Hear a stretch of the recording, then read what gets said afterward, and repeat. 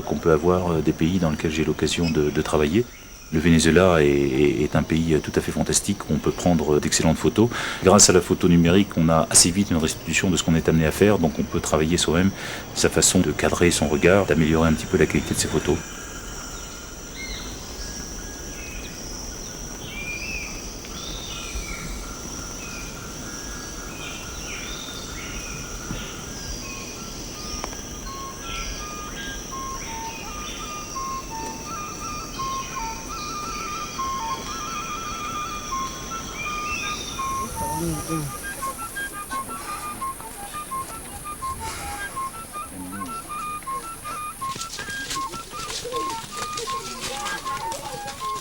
Je crois qu'on est dans un lieu un peu magique. On ne sait pas bien si on est en train de faire un retour en arrière de quelques centaines ou de quelques milliers d'années, ou simplement effectivement de venir dans un sanctuaire, celui des Indiens.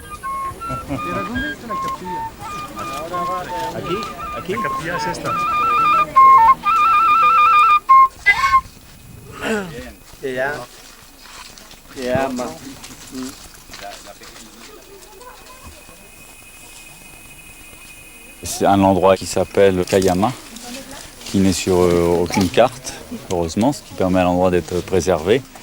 C'est un endroit qui se trouve dans la montagne, au nord de l'Amazonie vénézuélienne. Si on est là, c'est parce que nous dirigeons avec plusieurs personnes, en général des hommes d'affaires, une fondation qui s'occupe de la santé des indigènes, qui se trouvent dans des endroits complètement isolés, endroits accessibles uniquement par voie aérienne. Donc on est là pour essayer de leur apporter des produits dont ils ont besoin, et puis quand on peut, on vient avec des médecins ou des infirmiers qui font un check-up médical général de la population.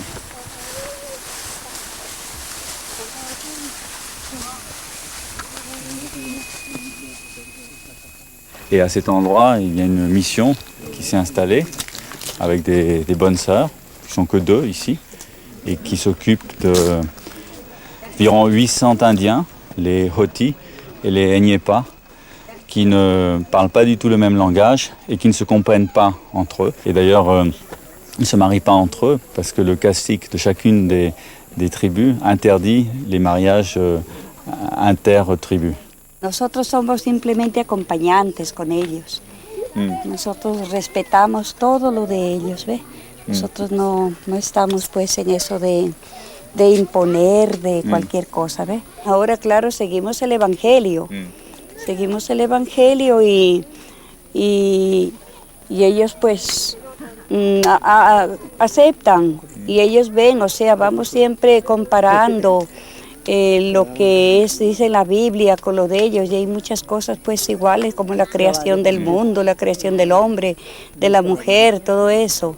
Y ellos pues también todo cuentan con nosotros, que en la salud, que en la escuela, con sus problemas, siempre se están contándonos, cuenta con nosotros. Y la verdad que no se siente bien, es buena gente. Es buena gente, los Enyepa, los Jotis, son buena gente. Sí. El pueblo de Dios. Sí, Señor, el pueblo de Dios, donde reina la paz, la armonía, la unión. Uno aprende, nosotros aprendemos mucho de ellos, mucho.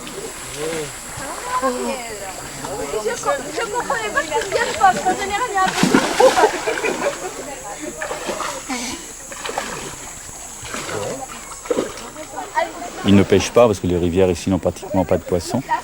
Ils ne naviguent pas et ils cultivent quelques fruits et légumes dans des petites plantations qui sont éparpillées dans la forêt. En fait, ils ont une alimentation qui est pas si variée que ça. Mais ils ont l'air en bonne santé. Je voudrais qu'on passe le pain qui est là-bas derrière.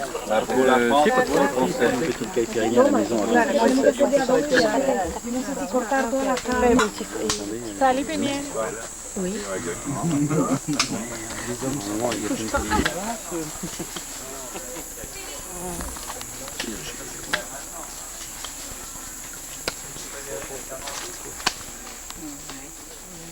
Je viens de leur demander qu'ils nous montrent les maisons des des Eñepa, l'autre tribu qui habite au bas de la colline. Et ils ont dit oui d'accord, mais avant on va se réunir.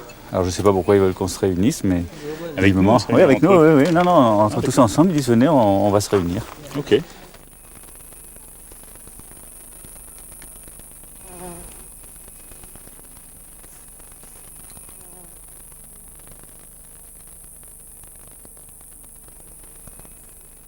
On vient juste d'avoir la réunion avec un des chefs de la tribu des Hoti, qui nous a remerciés pour tout ce que nous avons apporté, et puis qui nous a dit que c'était le moment de partir, parce que c'est très bien qu'il y ait des gens qui viennent exceptionnellement, mais qui ne restent pas plus de 2 heures, parce qu'ils ont peur d'être contaminés par des maladies ou autres.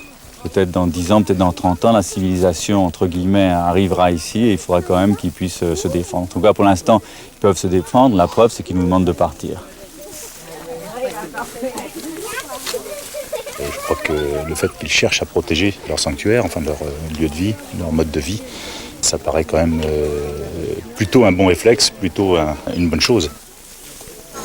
Je crois qu'avec ces réflexes-là, ils continueront à préserver, au moins pendant quelques années, quelques décennies supplémentaires, ce qu'est leur façon de vivre.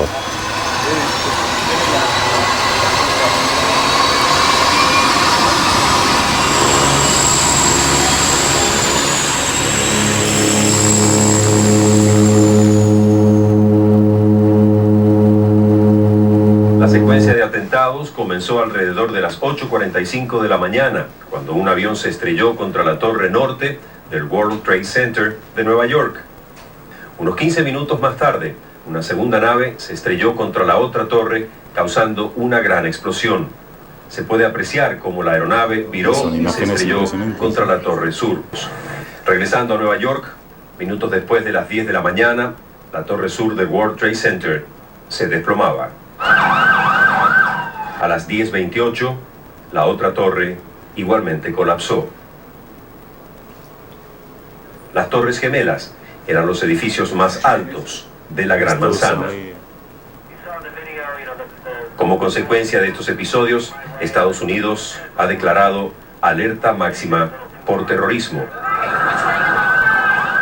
C'est vraiment difficile aujourd'hui, à cette heure-là, à 11h du matin, à l'heure de Caracas, d'analyser correctement les conséquences de tout ça. Enfin, c'est certainement un fait tout à fait majeur dans l'histoire des États-Unis. Est-ce que la France est concernée de la même façon ou pas savoir. Enfin, de toute façon, tout le monde est concerné. À ce niveau-là d'insécurité à travers la planète, c'est forcément un fait majeur.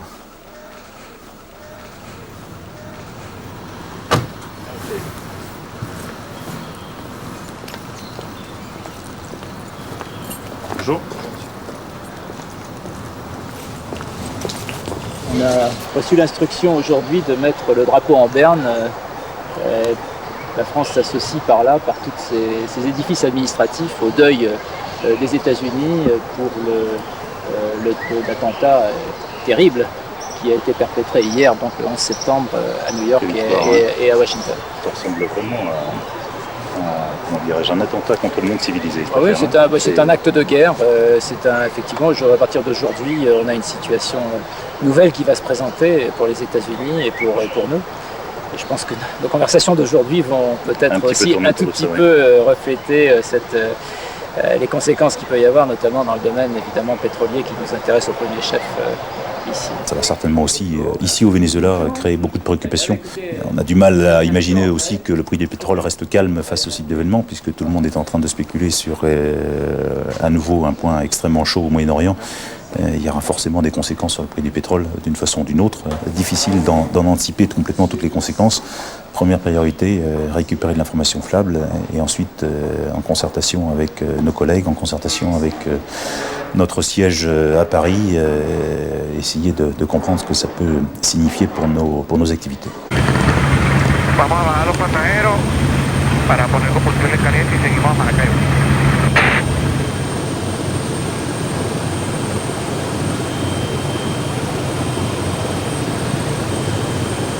La India por todo Maracaibo.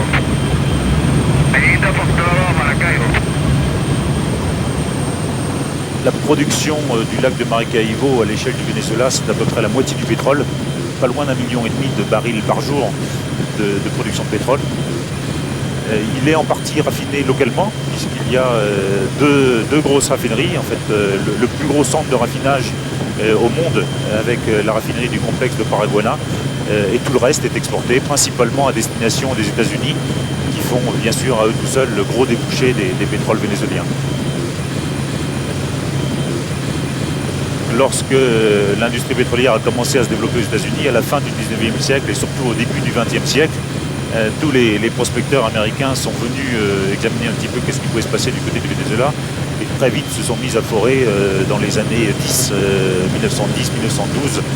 Je crois qu'à la fin des années 20, le Venezuela était devenu le premier producteur au monde de pétrole et il a connu toute une période de gloire jusque dans les années 60 en restant parmi les tout premiers avant que certains grands pays du Moyen-Orient comme l'Arabie Saoudite, l'Irak ou l'Iran ne prennent le relais.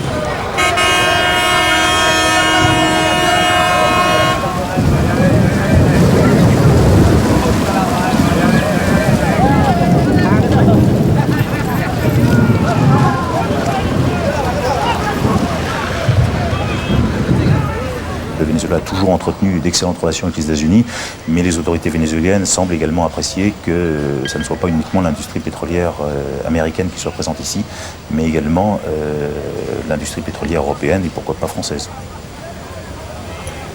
Donc c'est toute une période d'ouverture où on a eu la possibilité d'aller explorer un certain nombre de zones où il était en principe possible de trouver du pétrole. Grâce à notre expérience de groupe pétrolier international, on fait des puits jusqu'à 6000 mètres de profondeur. C'est des puits extrêmement difficiles à réaliser et là aussi c'est ce qu'un groupe comme le nôtre qui se signale depuis maintenant 3 ans pour être le premier investisseur privé au Venezuela peut apporter et ce qui est attendu des autorités nationales. En este grito altanero voy a invitar a un compañero, con su fuerza laboral se vino con un aguacero, sin importarle ni lluvia, sin importarle ni trueno, y este hombre Fernando Fraga, hombre cabal y sincero. C'est une journée d'élection syndicale à l'échelle nationale. En fait, c'est un processus qui a été lancé par le président Chavez il y a déjà près d'1 an et demi, qui vise à soumettre à réélection l'ensemble des instances représentatives au niveau syndical. Marca aquí con una X la plancha de su preferencia. Después luego pasa, la dobla y la mete en la urne. Alors, difficile de savoir exactement si on aura un changement important de ces représentations du monde syndical. Le monde syndical vénézuélien ayant quand même traditionnellement bien défendu ces troupes, notamment dans un secteur comme celui du pétrole, où ils ont un statut du travail relativement généreux. Fernando Fraga, alianza, junticos todos se unieron para combatir a esta gente que tanto daño nos hicieron.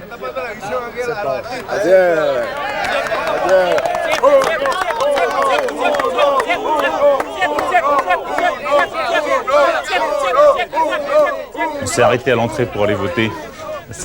Ça va, Karl? Ça va là? Oui, on s'est arrêté juste sur les bureaux de vote à l'entrée là. On voit, ça avait l'air de bien se passer, hein. Bien organisé, sans trop de problèmes. Le pétrole représente une transition assez étonnante entre effectivement son origine tout à fait naturelle. C'est le produit d'une transformation de la matière organique, donc en fait de la matière vivante, que ce soit les plantes, que ce soit les animaux, jusqu'à une activité industrielle tout à fait complète et même impressionnante, puisqu'on voit le type d'installation qu'on a besoin de développer pour transformer ce pétrole et progressivement l'amener sous forme de carburant, là où les clients finaux en auront besoin.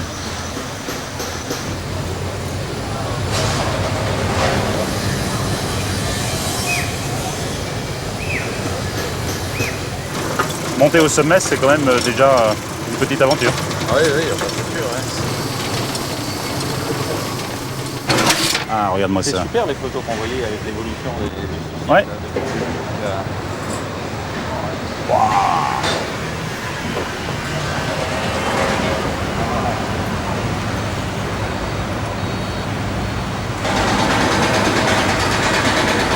Donc nous sommes sur la raffinerie de José.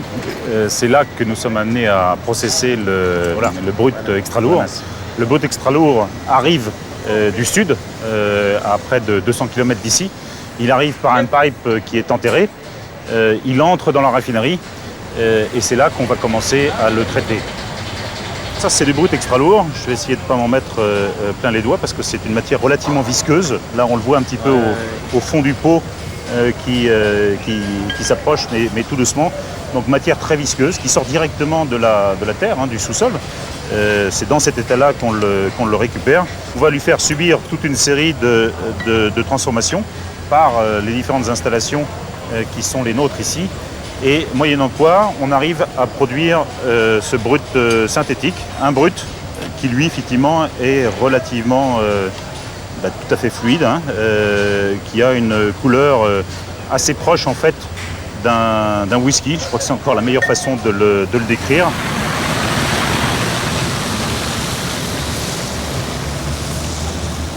C'est un projet dont la durée est prévue de 35 ans.